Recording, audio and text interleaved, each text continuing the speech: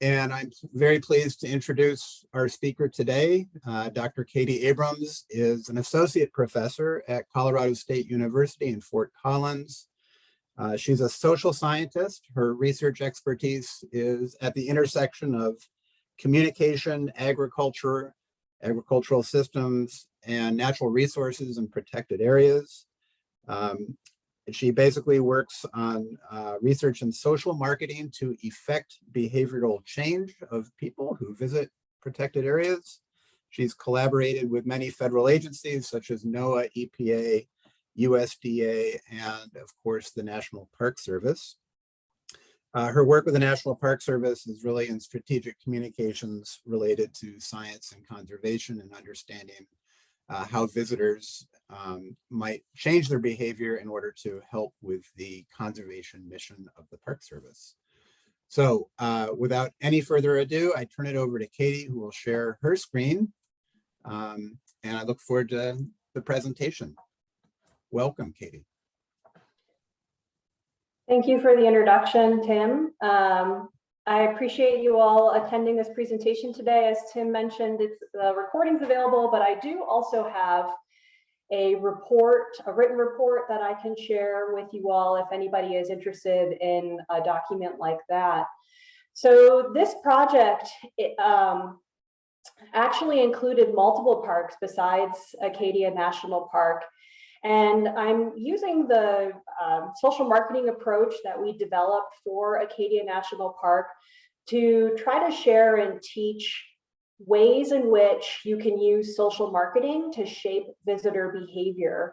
So a lot of these principles can apply to many different kinds of problems. And what's really unique or important to understand about social marketing is that it is a behavior change approach. It does not only include communication. So I'll talk a little bit more about that today in the presentation, and I'll share the social marketing approach that we implemented in Acadia this past summer, in June, in the Blackwoods and Seawall campgrounds, talk about what we found there, and then give some recommendations specific to what we saw in Acadia National Park and the results we saw at the other parks as well. So social marketing isn't an explicit strategy mentioned in a lot of visitor use management strategies that protected areas, natural resource managers may use. So you might be familiar with this Interagency Visitor Use Management Council, who has developed visitor use management strategies. And when you look at this documentation, they basically describe 3 ways in which you can affect how visitors use a place or impact the resources that you're trying to protect. So one is, of course, engineering, where you design the site, use construction, maintenance, and you essentially modify the space in which people have the opportunity to interact with that natural resource. The other route is education, which is really broad, and there's not a ton of description, but of course there's a lot of resources in education around interpretation. And this all relates to informing and educating the audience about the impacts that their behaviors can have on the natural resources the park is protecting. And then finally, there's the creation and enforcement of regulations or rules. But although all of these methods can be utilized to change and shape people's behavior, it does not explicitly call out or recognize the role of marketing techniques in shaping people's behavior. So social marketing is really an audience-centered framework to promote behavior change that benefits individuals as well as society at large. It has its roots in health communication. We all can probably think of our own most recent experiences through the pandemic with social marketing, which various entities have been trying to use social marketing techniques to encourage us to wear masks. I always like to use this example of if you show up somewhere and people are wearing masks, but you aren't, there's that kind of normative effect that encourages you to put it on.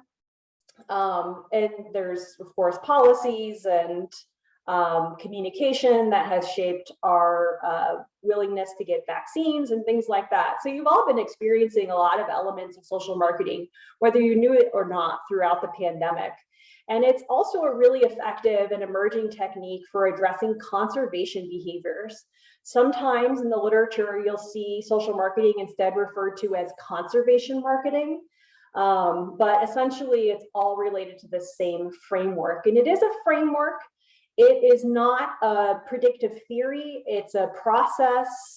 It's techniques, best practices that you can put together to try to understand how you can have the best chance at changing people's behavior. So when you look at that previous slide and the approaches that natural resource managers will use to manage visitor behavior, you saw the education and the enforcement techniques. And for some slices of our audience, if you're familiar with the diffusion of innovation, with how an idea or a technology might spread through a population, you have your early adopters or your cheerleaders who they just need some education. You just need to tell them that what the behavior is that they need to do. You may even be able to give them the same reasons that resonate with you.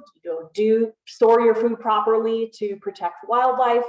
And they're already part of your choir, your cheerleading squad. So that's enough to encourage them to change their behavior. There's another group where they might know what the rules are. They might have been exposed to some education. They might even have been, there might have been some attempted persuasion through social marketing, but ultimately this group needs the law to change their behavior. They're more of the make me crowd, but it's not the largest part of the largest size of your audience. There is a movable middle, sort of that elusive movable middle, but where social marketing is the best return on investment, when the audience likes the idea of the behavior, but there are barriers that can be really, really small to quite significant.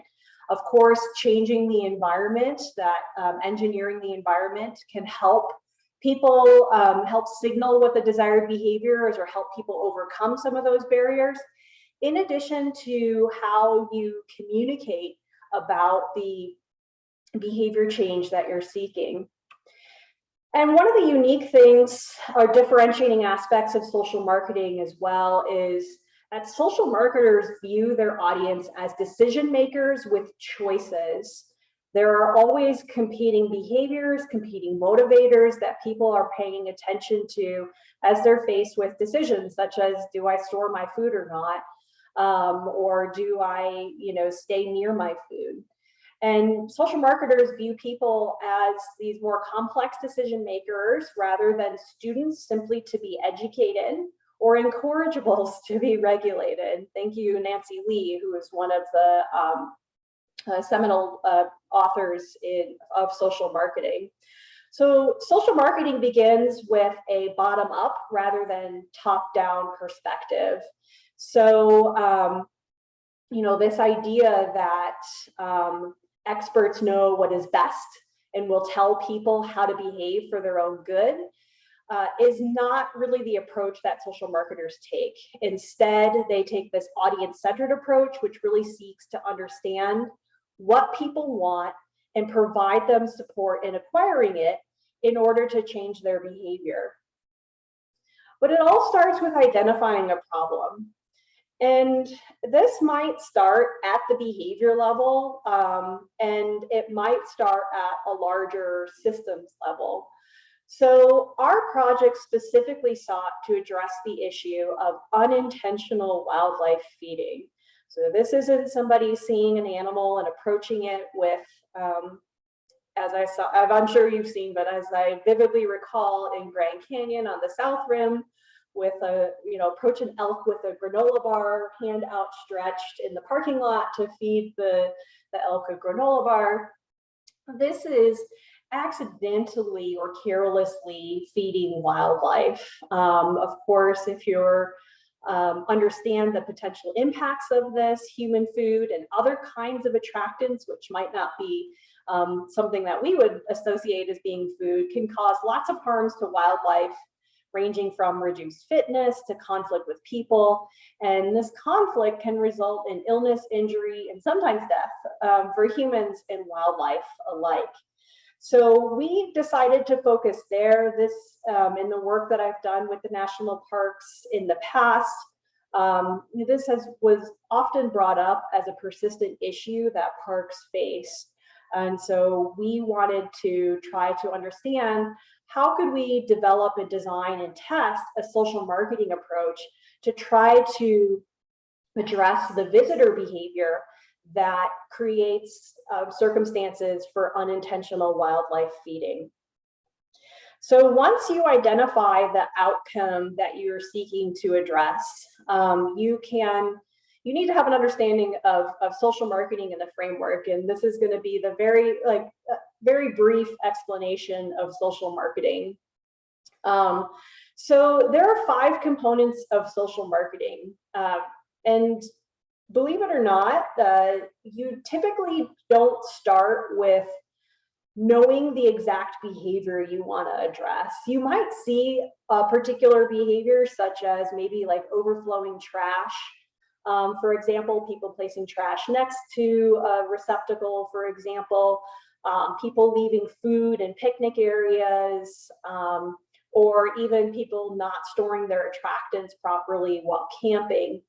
But you have to decide what specific behavior you're going to address in order to alleviate the problem. So once you identify the outcome or the conditions that you're seeking to change, there might be multiple behaviors that your visitors are engaging in that you could address through a social marketing approach. So it starts with a specific and indivisible behavior, and I'll talk a little bit more about that on the next slide. Second is that it's theory-based, and there are a lot of behavior change theories and concepts that we can draw upon that come out of social science, out of behavior change theory. They come out of behavioral economics. If you've ever heard, and more people have heard of it during the pandemic, this concept of nudging or choice architecture. There's also communication science and effective persuasion techniques.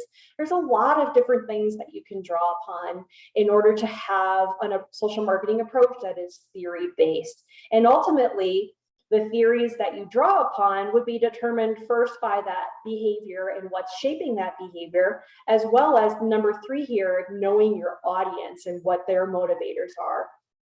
There's lots of different ways that you can get to know your audience.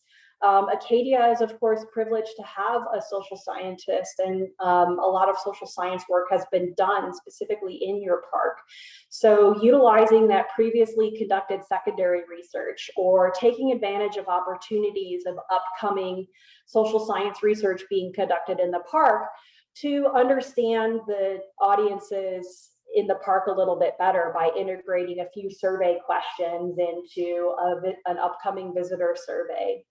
But it can also be done other ways, through talking to the volunteers and the various staff that work within an area that you think is being affected by a visitor use issue, doing those key informant interviews.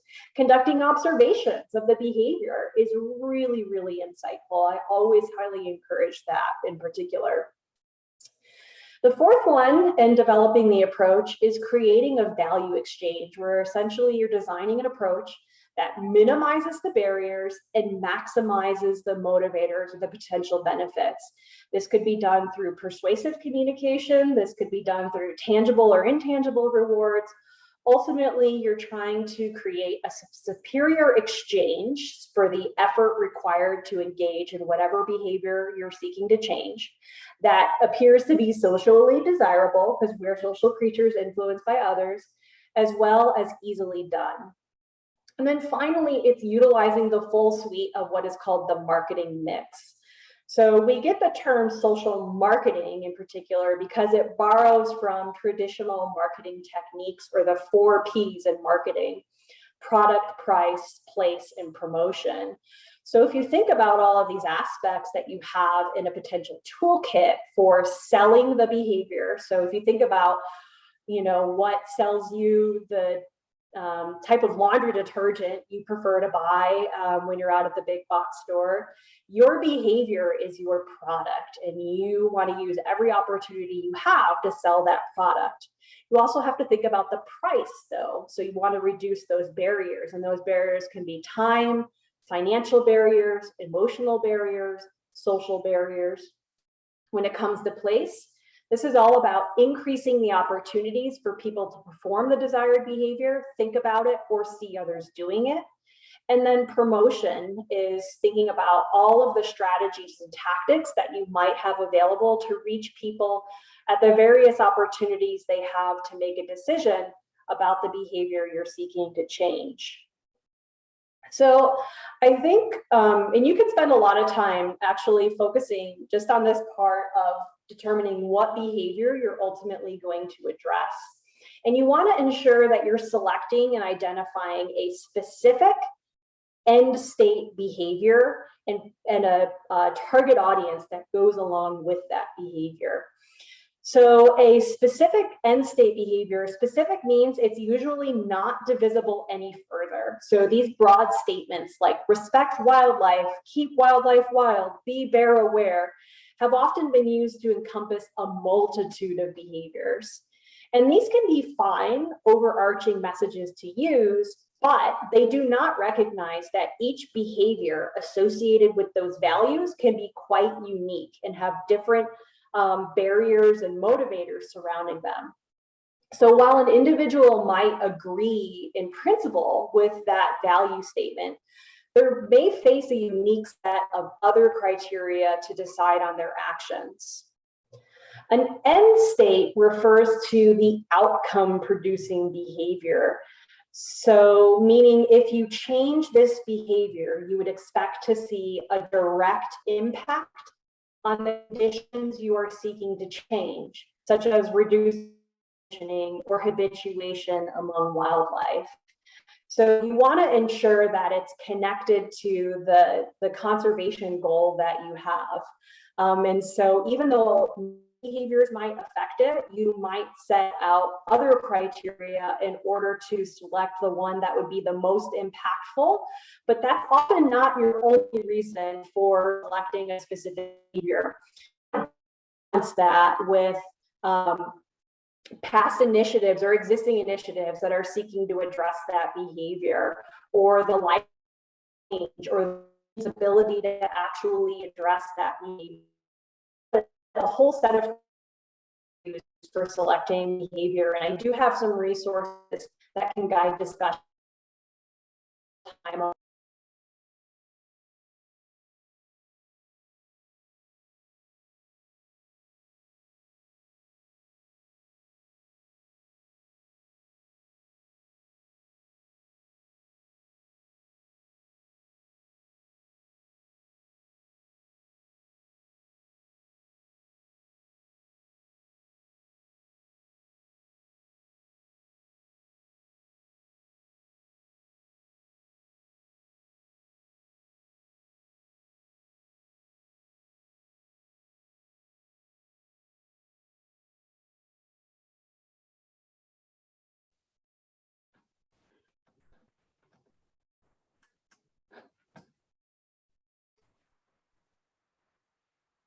back. Are we good? Yeah, Katie, we lost you for a few minutes there. You're back. Okay.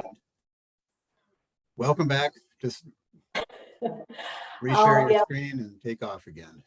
Yep. I'm not quite sure where it cut off, but essentially what else about selecting a behavior is that a criteria sheet that you can use to guide discussions about how you might go about selecting a behavior.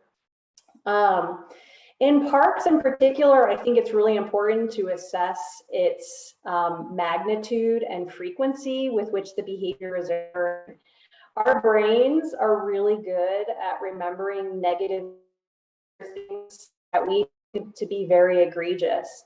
So if you are really emotionally affected by seeing candles and food and things left out, it might seem like it's more prevalent than it really is. So evaluating the frequency of a behavior that you think you might want to change is also really important. A quick example, I was doing some work with NOAA recently, NOAA Fisheries, trying to develop a social marketing approach.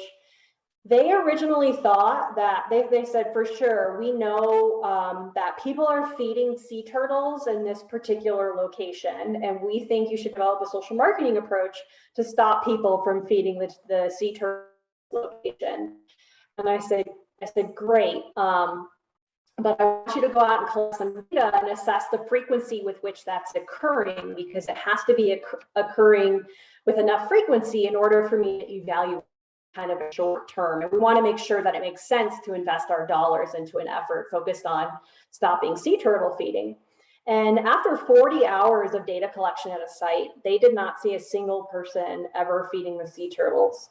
So it goes to show you that, you know, those couple of stories or calls that seem really important might not actually be representative of what's actually happening out there in the field. So it's really important to collect some observations yourself. We selected attractant management in campgrounds for a variety of reasons. The top one being that this is what the parks that we reached out to told us was a persistent problem, even though there have been numerous different attempts over the years to try to address it. They viewed it as a problem that remains persistent in the campgrounds. So we also noted that many parks, Acadia included, were also regularly, through a variety of mechanisms, collecting data about this that could be used over the long term to assess the feasibility and impacts of different behavior change approaches. So law enforcement, campground staff that might be issuing warnings or dear camper notes, things like that get collected in the park already. And then, of course, we wanted to be able to test a social marketing approach and evaluate its effects on campers' behavior directly. And so this context within the campgrounds also offered a rigorous and valid study design for us compared to some other problems that we could have addressed. Acadia was one of the lucky parks that got chosen, in addition with Sequoia and Kings Canyon, Sleeping Bear Dunes, National Seashore. Whiskeytown National Recreation Area near Redding, California was a park where we took the same approach that we developed, and we didn't really change much about it. And we just tested it in a picnic area near a lake shore there in Whiskeytown. And this summer, fingers crossed, we're hopeful that we'll actually be able to test this approach in both the campground setting and an adjacent day use area to see the effects on how well people are managing their wildlife attractants. So our goals with the social marketing approach that we developed were to deter wildlife or make attractants inaccessible. So if you have habituated wildlife in particular, you want people within arm's reach of their wildlife attractants. And then of course, when people are away from the site or can't be near their attractants within about 3 feet of them, we want their attractants stored properly otherwise. And this varied across the parks based on the wildlife present and the facilities or the environment available. So of course in Sequoia, they had bear boxes, but in Acadia and in Sleeping Bear, there were not bear boxes. We chose front country campers as our target audience, and we wanted to see a difference of a 15% between the treatment and control conditions across these these campgrounds and these 3 parks is what we hope to see. And I set that value based on previous experience in developing behavior change approaches. So usually behavior is one of the more challenging things to change. And if you can't do additional things like over the long term, create different laws and policies, test out different enforcement strategies, include design of the environment as well, really have a robust, multifaceted approach, looking at that 10 to 20% change in behavior is a reasonable number to shoot for. So we did, besides the in-depth interviews that we did with the parks, we also conducted a literature review to try to understand our audience characteristics. We use the KOA North American Camping Report that they release annually to understand the kinds of campers that we might be communicating with and changing their behavior. Most are under 40. There was a huge increase, as you may be well aware, of first-time campers in 2020 and in 2021. For example, in the 5 years prior to 2020, the average percentage of first-time campers was only 5%. So to go from 5% to 16 to 21% being first-time campers is quite the jump. Of course, that is related to the pandemic, among some other things. Over half have children in the household, and then we look at a variety of literature understanding why people seek to camp. Coming up time and time again is people are seeking restoration and stress reduction. So you also want to conduct a behavioral drivers analysis once you understand your audience, understand the context that you'll be working in and where the behavior occurs, to try to assess the barriers and the benefits of the barriers to the desired behavior, as well as the benefits of the desired behavior. So, of course, convenience is one of them. Another factor is that they might view it as relatively harmless for, birds or squirrels or raccoons to get some of their food, especially those scavenger animals, those animals viewed as pests. There might be a view that that it's kind of only natural that they scavenge on humans' attractants that they leave out, and they might also notice or think that other people aren't doing it, particularly in a campground setting where other people's behaviors can be really visible. When it comes to their trash, they're making their trash a little bit different than their other kinds of attractants in terms of asking them to store their trash. Storing a trash bag that might be leaky or just smell bad in your vehicle or inside the hard-sided camper is going to be really undesirable for people. And you often notice that people will usually take their trash and they'll actually put it, they'll hang it in a tree. It'll be kind of away from the picnic area because they're trying they don't want to attract pests to where they're hanging around. So trash is something unique that we want to think about in terms of the behavior change. It's going to take time and attention away from what they want to do, which is spend time with family, stress reduction. They might also be some educational opportunities. They could be unaware of non-food wildlife attractants like cookware, stoves, sunscreens, candles, cleaning products. Of course, we saw a lot of wipes and hand sanitizer out in this past summer. The benefits of the desired behavior, of course, they avoid damage and loss of property, reduce the presence of pests that might be more prevalent or more associated with having wildlife attractants out. They want to protect themselves and others. They also have the potential to avoid embarrassment or citation. And that embarrassment could come simply from, somebody else in their party kind of, shaming them for accidentally or intentionally leaving something out. It could be from, getting a talking to from somebody, or as extreme as a citation. When selecting a behavior, you want to evaluate the full behavioral sequence. So there are actually lots of decision-making points in which you could affect behavior change, encouraging people to manage their wildlife attractants.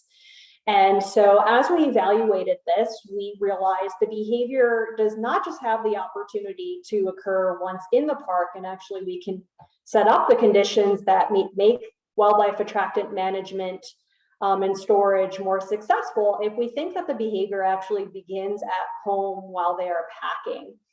So if it's really inconvenient to gather up and find all of their wildlife attractants among all of their camping gear, they're much less likely to do that behavior, whether that be because it's so challenging or inconvenient, or simply because it's so hard to remember where everything is and what might get left out and things like that. So if we can encourage people to identify and pack their attractants together in single, easy to move around totes or bags, things like that, we can reduce the barriers to getting people to engage in those behaviors once they're actually in the park. You have another opportunity once they're setting up their camp, they're unpacking, they're getting their site ready to enjoy. So that's another opportunity in which you can reach people. There's also eating and preparing their food. They think of trash differently, as I mentioned before, and then they're going to be leaving periodically. So throughout the social marketing approach, you're going to see some what I'm calling, borrowing from Van Leuven et al., behavioral shifters, different techniques that we use throughout the social marketing approach that make it more likely people will remember, attend to, and actually store their wildlife attractants or stay near their wildlife attractants or dispose properly of their trash, for example. And in our messaging, we use the techniques of Vivid, which addresses this era of information overload and competition for people's attention. We also wanted to frame messages for meaningful associations, make the desired behavior seem easy. Usually in conservation marketing, we want to be really careful with fear appeals and shaming people. But we can use a technique of evoking subtle guilt within people, and in general, being optimistic in our messaging. We also want to activate attachment. I'll talk a little bit more about that. Highlight belonging, emphasize what others are doing in the campgrounds, how they are storing their wildlife attractants. And then thinking about our promotion and tactics, we want to shape habits because there are multiple times in which people have the opportunity to engage in this behavior while they're camping. We also wanted to use rewards and penalties strategically as well. So in thinking about framing for those meaningful mental associations, if you recall what we learned about our audience, their desired camping experience is to reduce their stress, have a restorative experience. So we wanted to align the desired behavior with that desired camping experience. We also wanted to ensure that we reduce those barriers, wanted to make the behavior as easy as possible. So thinking about how the behavior starts at home, encouraging people to keep their attractants together, and providing a simplified message for people to understand what actually is an attractant and what the desired behaviors are. We also had messages emphasizing that others do too. Others also are storing their wildlife attractants. And we did this through what's called a dynamic norm message, which states that more and more people are storing their wildlife attractants properly. And then finally, emphasizing that it's risky not to. You'll lose a good day, belongings, lose face. And I'm just got a quick time check here. I noticed my timer says it's been 31 minutes, so I will go quickly through some of these next slides. Our campaign hook was clean campsite, clear conscience. I mentioned that subtle guilt appeal and making our behavior specific. So why is this overarching theme effective? The desired behavior, the clean campsite, is right there within the tagline. It's vivid, it uses alliteration. You can do this through rhyming as well, through color schemes, all those kinds of things can make something vivid. It also activates attachment. It highlights a more immediate outcome or goal that campers desire, so clear conscience. They are there for restorative purposes and stress reduction, or a clear mind to clear their head, kind of clear out the day-to-day stress. And so we aligned the desired behavior with that.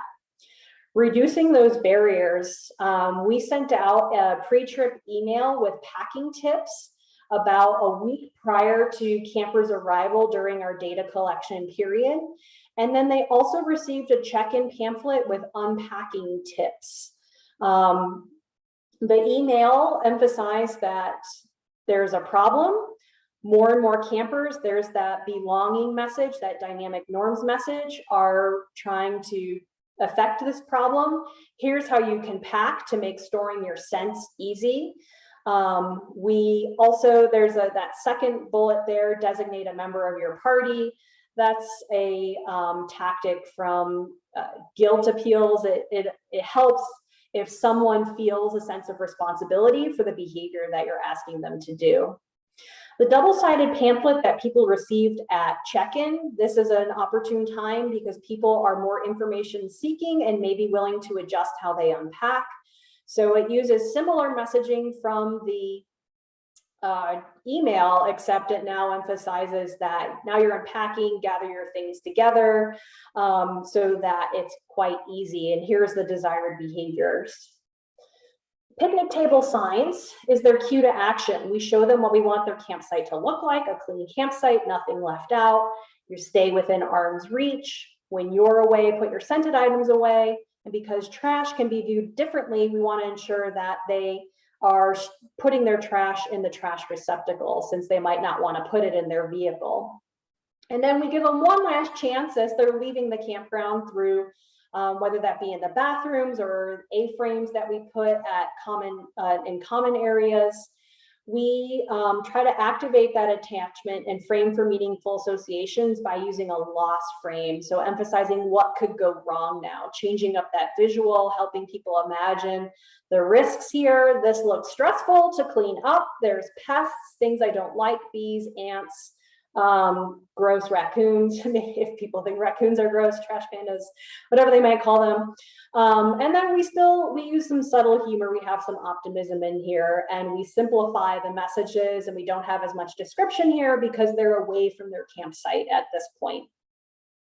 We also utilized rewards through feedback. So providing feedback helps encourage habits, and it also provides a social reward or a social penalty. And these were provided to campers one time during their stay. Was about what we could handle. We did make improvements after our first go around with this. This was the report card after our experience using it at Acadia. We updated it for Sequoia to create these check boxes, further emphasize that positive and negative feedback with some emojis. So in order to study the effects of this approach, we utilized Blackwoods as our treatment loop, Blackwoods A, and then our control was Seawall, and that included loops A, B, and C. We were trying to get roughly equivalent group sizes in terms of the number of campsites. And if you recall, last summer, many campsites were closed still due to the pandemic and maybe other reasons like bathroom facilities, things like that. We conducted unobtrusive observations of campsites twice a day, in the morning around 10:30 and then in the evening around 6 o'clock. So in the morning time, we anticipated at around 10:30, a lot of people will have left their site for the day. So that's the opportunity to view what happens when people are away from their site, what decisions do they make then. And then around the dinner time hour, we expected to see more campers actually at their site, cooking, preparing food, using their attractants. So we could see that other side of the behavior of managing their attractants, staying close to their attractants, or putting them away if they're unable to. Just some observation characteristics. We have a bunch of this data, and just for time's sake, I'll go quickly through that to tell you what we found in terms of the effects of the social marketing approach, and I can revisit any of those slides during Q&A. We computed compliance based on all the observations that we took. So an observation was marked as being incompliant if people were present and they were within 3 feet of all of their attractants, if people were present and no attractants were out, or or if there were no people present and no attractants were out. An attractant in this computed compliant formula is considered anything with a scent, although we did observe other kinds of things that would be deemed attractants potentially at other parks or were ambiguous. We didn't know what was inside a container, for example. So in terms of the effectiveness, we did see a statistically significant difference between the treatment in Blackwoods and the control loops in Seawall. Where we saw those differences were on what types of items were left out as out of compliance. So in the treatment loops, it was less likely that people left trash out, that they left toiletries or cleaners out, or that they left dishes or water bottles or cups out. So it really affected those different specific types of attractants that were left out or were not within 3 feet of people. When we look at what happened across our other parks that we have data for, you can see that here on this slide. So you'll see that Sleeping Bear and Acadia were fairly similar in terms of the results that we saw and the effectiveness of the social marketing intervention. In Whiskey Town, we saw our largest difference. Whiskey Town, recall, was we were focused on taking the same approach, and we just got rid of the word campsite, and we used the hook clean site, clear conscience to get people to keep their attractants in closed containers or coolers and or stay near their attractants. We saw the greatest difference there. And then the smallest difference in Sequoia National Park, but you also are probably noticing the marked, not increase, but how much more people are complying with the wildlife storage guidelines in Sequoia.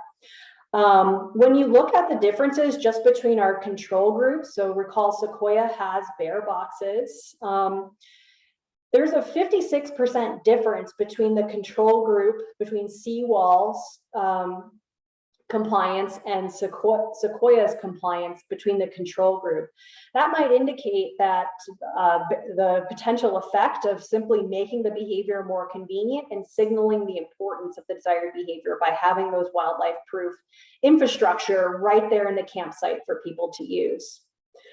Lucky us, we had a bear incident exactly halfway through our data collection at Sequoia National Park, and I thought, well, at least it's halfway through, then we can measure the effect of the bear. So this bear went through our second period of data collection, Wednesday through Sunday, flipping dumpsters every night in our treatment loop of the campground in Sequoia.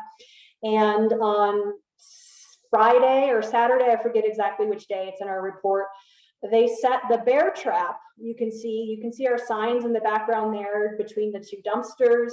They set a bear trap in the middle of the campground. I was like, holy cow, this is going to have a way bigger effect than our treatment ever will.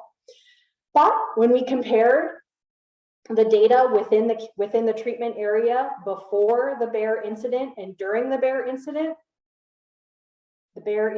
did not make the difference. It was still the treatment that we saw was making the difference, which really blew my mind.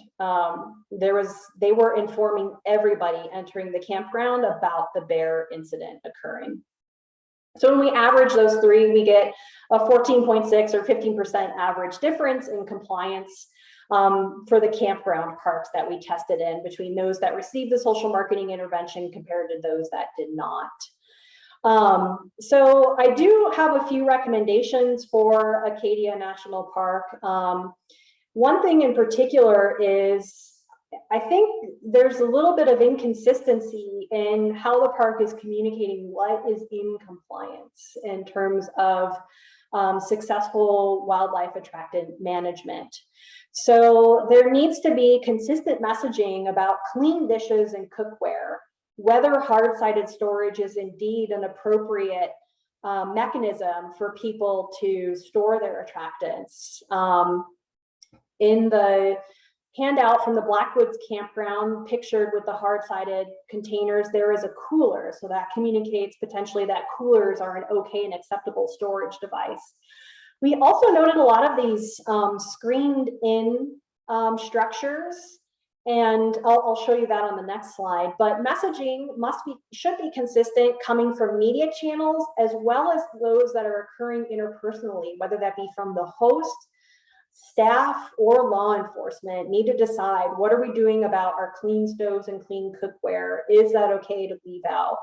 And that might be okay now until bear issues start occurring. But we saw, this was really interesting to me to see people treat screened-in structures as an acceptable way to store their wildlife attractants. So they would put all of their food, clean cookware, everything inside these screened attachments, these screened dwellings, and thought, well, there it goes. It's safe from the wildlife that I would expect here. So we also would see these hard-sided storage containers. They weren't always clear. The vast majority were not. But when they were clear and we could see food inside of them, we wondered, is this okay at Acadia National Park? When developing messaging, it's not that people don't care about wildlife, but it might not be what they experience or care about in the near term as associated with managing their wildlife attractants. So any ways and through your messages in which you can reduce that psychological, temporal, or experiential distance is important to encouraging more people to comply with what you're asking them to do. As I said earlier, social marketing is more than signage. There's other things that parks could be doing to try to encourage successful wildlife attractant management, from creating demonstration sites that might be geared toward children or children's activities, to creating educational sites. So in Shenandoah National Park, for example, in one of their campgrounds, they keep a bear trap and they put caution tape all around it. Now, they don't have any information about wildlife attractant storage or anything like that. It's kind of a little bit of a scare tactic to make people have that persistent fear of bears being in the area. But it could be a lot more effective if that is coupled with opportunities to communicate with people about the desired behavior and what they get out of doing that desired behavior. Of course, considering ways to design the campground to enhance those behavioral signals and reduce barriers. Strategic targeting, thinking about the entire behavioral sequence and support the desired behavior at multiple decision points, especially if at earlier or other decision points, you have the chance to potentially reduce barriers, as we did with providing packing tips. Our next step for this project, we hope to test in grantee times, analyze the data more to understand the potential influence of types of dwellings, soft or hard-sided, party size, length of stay on compliance, look a little bit more closer at the effect of the report card, published journal articles, and we're also with Sarah Molina and a social scientist from NOAA. We're working on a contributed paper on social marketing for the Interagency Visitor Use Management Council. Not sure, we probably got about 15 minutes maybe left for questions, Tim, and I did skip over some of those data slides, descriptive data from Acadia that I'd be happy to talk about. Great. Thank you so much, Katie. Very interesting, very applicable to so many parks. And it's nice to see, to think about what parks might be able to do as a result of this work. So congratulations on doing some valuable stuff. So we have maybe about 10 minutes for questions, answers, reactions, comments, any sort of discussion. And I open it up to the group, and I would just ask people to raise their hand digitally, and I'll then call on you. And we'll start with Becca. And if you could just say your name and introduce yourself to Katie briefly before your comment, that would be good. Go ahead, Becca. Yes. Hello, Katie. My name is Becca Stanley, and I work for Friends of Acadia. Our program actually helped you with this study last year. And my question comes to you as, now that you've finished this study, what things would you change about it if you were to do it again this upcoming year or future years? Oh my goodness. Yeah, we're already thinking about some of those changes with Grand Teton. One of the things that I would like to attempt to do is to see how much we can cut back from what we implemented and still get effectiveness. So one of the things I still need to investigate through additional data analyses is the effects of the report cards. And I'll go back a few slides, but in Sleeping Bear, due to a variety of reasons, we did not implement the email or the report cards.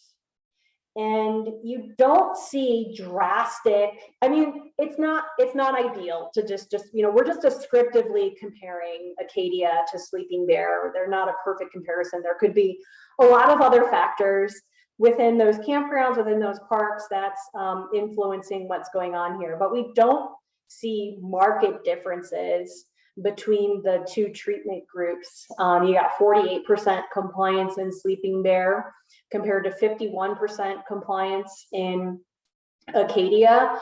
And so the Sleeping Bear campers didn't get the email, they didn't get the report card. That's really curious to me, because theoretically, if you're reducing those barriers to the desired behavior by encouraging people to pack their attractants together so that it's easier to move them around in their campsite to store them, you should see an improvement. The same with feedback. It could help form those habits, provides people either like that social reward or social penalty. So theoretically, those things should work. So what we hope to do is analyze whether or not that did work. And in Grand Teton, they don't feel comfortable using our report cards for negative feedback. They want to use their existing warnings, which resemble more, they look a little bit more like a citation than ours do. I think ours look a little too friendly, don't seem as serious or as threatening. So we'll have that difference there to see, okay, if we make the negative feedback look threatening from a law enforcement perspective, does that negative feedback help improve that compliance as well? Great, thank you, and nice presentation. Thanks, Becca. And thanks for your help last summer. Other questions, comments, or other reactions for Katie?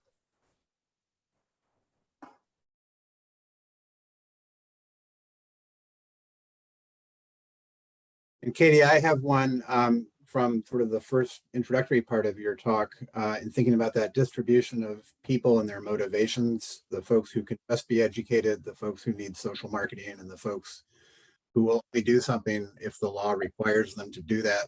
My impression, or my guess, and I'm naive and there's probably data out there, but most campers at a national park and most visitors at a national park are probably not in that I'll do things only if the law requires it. Is that fair to say, that people have a little bit of a pro-social and even pro-stewardship kind of responsibility ethic when they're in a park? Or am I completely wrong on that? I think I don't think it's safe to assume that necessarily. They're probably, I think you're right. Like logically, it could be a smaller audience in national parks compared to other campgrounds. But I don't have data on that. And I think you have to be cautious when making assumptions, maybe based on like how we brand national parks compared to like, U.S. Forest Service land or, other kinds of places where people can camp. It could theoretically be smaller, but we would want to understand that a little bit more through data. Yeah, point well taken. It's easy to imagine and assume things about our visitors that we shouldn't.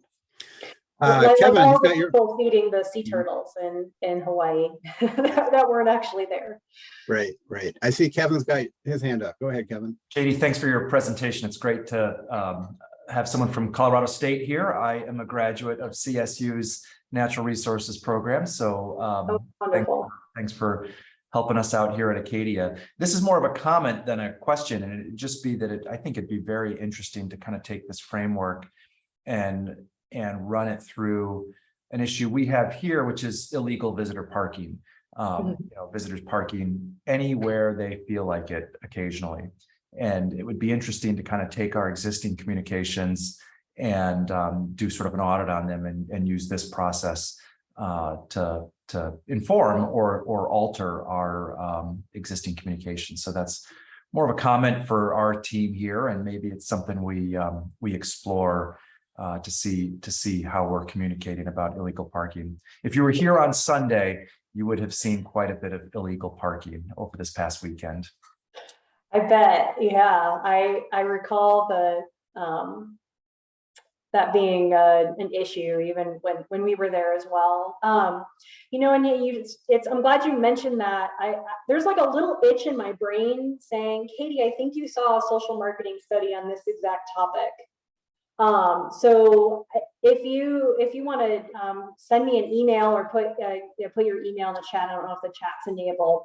I'll look that up and see if I can find something like that for you. So, one of the things that we hope to do through the contributed paper that we're developing for the Interagency Visitor Use Management Council is to highlight some of the case studies that are out there that have used social marketing, whether or not they called it that at the time as they were designing it, and discuss and showcase not only what social marketing is and what it is not, but some examples that you could potentially draw ideas from. But if that does exist, I got your email here in the chat. I will email it to you. Thank you. That's great. I think illegal parking is one of those universal problems that I know at least Grand Teton, Acadia, and I'm sure Sequoia have that issue as well.